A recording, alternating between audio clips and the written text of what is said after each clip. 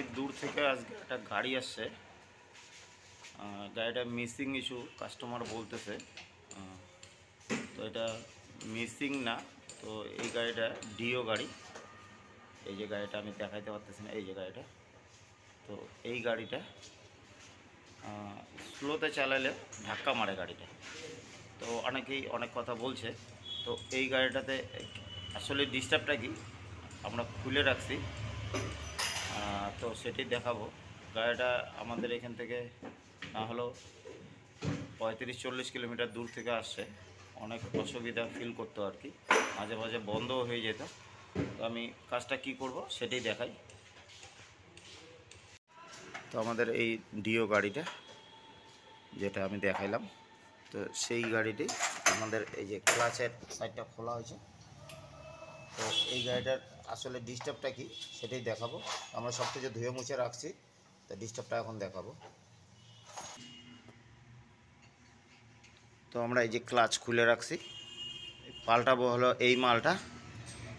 আর আমরা এই সব গুটিগুলো একদম ফ্রেশ আছে, একদম ফ্রেশ আছে। একটুখানি জাস্ট খালি দাগ হয়েছে, এটা কোনো ব্যাপার না, এটা নতুনই আছে।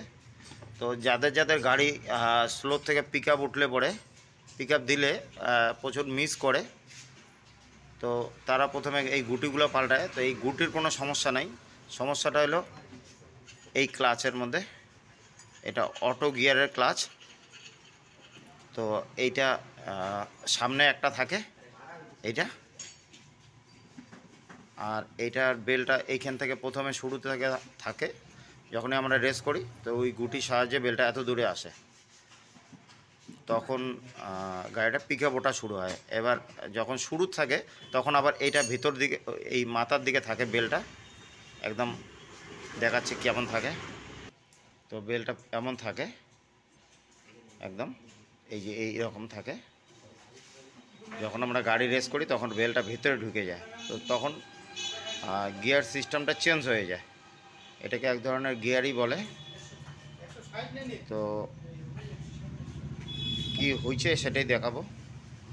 খুলবো, তো খোলার আগে একটা জিনিস দেখা নেই, এই যে এই রেঞ্জটা এটা আমার হাতে নিজে বানানো। কারো যদি লাগে আমার সাথে যোগাযোগ করলে আমি বানিয়ে দেবো। তো এটা একটা স্টিলের পাতি দিয়ে বানানো। তো এটা জন্য আমি অনেক খোঁজাখুঁজি করছিলাম, তো আমি পাইনি এটা রেঞ্জটা কোথাও।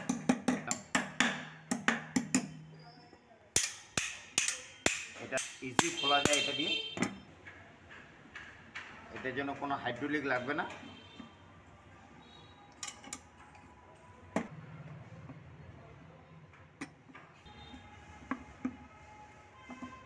এই তো এটা একটু একা খুলতে অসুবিধা হয়, তো আমি একাই খুললাম এটা। এখন আমি দেখাবো এটার ডিস্টার্বটা কী হচ্ছে। ডিস্টার্বটা হলো এই যে এতটুকু ডিস্টার্ব, এই যে এটা ঘুরাইলে তো আসবেই, এই যে ঘুরাইলে তো আসবেই, কিন্তু এটা এই যে এতটুকু ডিস্টার্ব, এই যে ফলসটা, এই যে ফলসটা। আর এটার মধ্যে এই ফলসটা নাই একদম। তো এটাও ঘুরালে আসবে, কিন্তু এটার মধ্যে এক্সট্রা ফলসটা নাই। তো আমি এটা নতুন আনছি, এফসিসির বলে হয় এটা, এই যে এফসিসি লেখা আছে, আর এটাতেও লেখা আছে এই যে এফসিসি। তো আমি এখন এটাকে ফিটিং করব, কিছুই না, একদম রেডি থাকে এটা।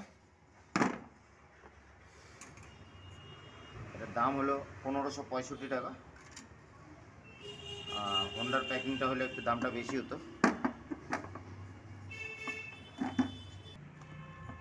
ফিটিং হলো, তো এখন এটাকে টাইট দেবো আমরা। নর্মাল দোকানদাররা কি করে, এটাকে সেনি মাইরা মাইরা এটার নাটটার অবস্থা খারাপ করে দেয়।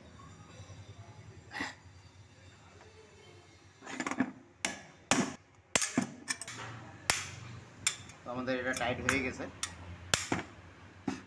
এখন এটাকে ফিটিং করবো আমরা। তো আমাদের এটা গ্রিজিং হয়ে গেছে একদম, যেটা গ্রিজ করার দরকার, একদম গ্রিজ করে দিয়েছি সবটাই। তো এখন এটাকে ফিটিং করব, ফিটিং করে আমি দেখাচ্ছি আপনাদেরকে। গাড়িটা মিস, তো আমি লাগাই দিলাম। একটা দিক থেকে দেখা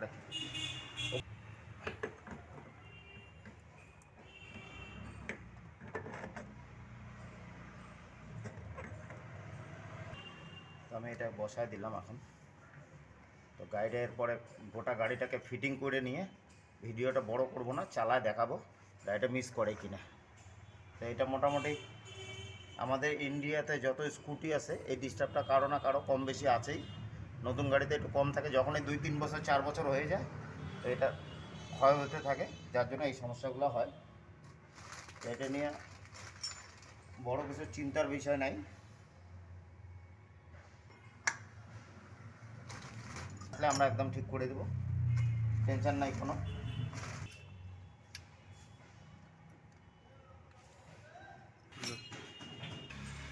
তো আমাদের টাইট হয়ে গেছে, লাগালে কমপ্লিট হয়ে গেল গাড়িটা।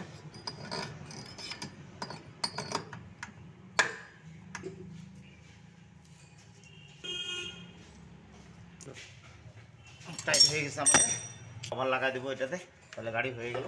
দেখি তো আমাদের ফাইনাল এখন ফিটিং চলছে। তো ফাইনাল ফিটিংটার আগে এই ক্লামটা একটু লাগাই না। আমাদের কভারটা ফিটিং করি, এখন গাড়িটাকে আমরা চালায় দেখব ধাক্কা মারে কি না।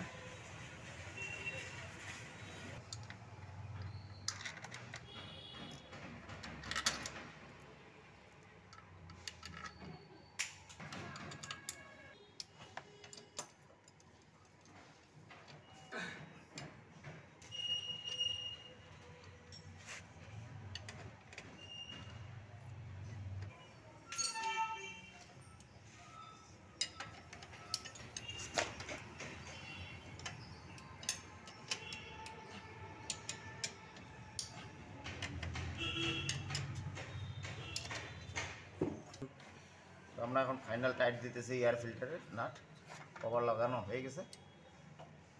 তো এখন আমরা গাড়িটাকে বের করব, টেস্ট ড্রাইভে যাব, দেখি গাড়িটা ধাক্কা মারে কিনা।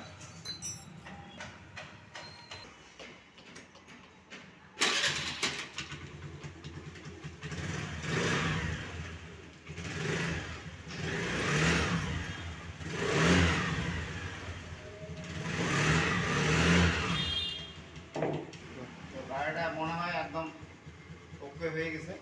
তো এবার এটা রাস্তায় চালালে বোঝা যাবে ধাক্কা মারে কিনা। তো এখন রাস্তায় নিয়ে যাবো গাড়িটাকে।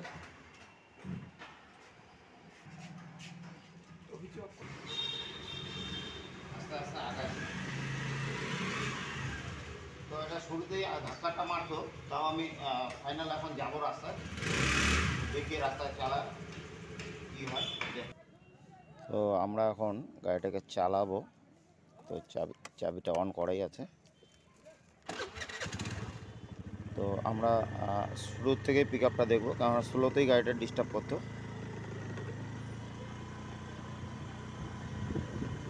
তো এখন অবধি তো কোনো ধাক্কার কোনো গল্প নাই।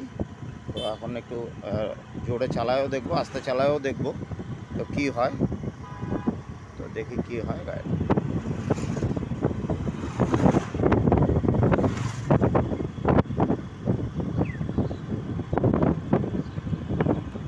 তো এখন অবধি কোনো ধাক্কা নাই। তো গাড়ির মালিকের যেটা কমপ্লেন ছিল, তো পিক আপ কমলে পরেই এই যে এইসব জায়গা থেকে যদি আমরা টানতাম এইভাবে, তাহলে গাড়িটা ধাক্কা মারতো। তো এখন কিছু নাই। তো আমরা এখন একটা হাই রোডের মধ্যে আসি, চালা দেখতেছি কি হয়। তো একদম গাড়িটা ওকে হয়ে গেছে। তো আমরা একটু এইখানে দাঁড়াবো এখন, কেননা ভিডিওটা অনেক বড় হয়ে যাচ্ছে। তো এখন আমাকে একটু দাঁড়াতে হবে, যেহেতু আমাদের প্রবলেম সলভ হয়ে গেছে।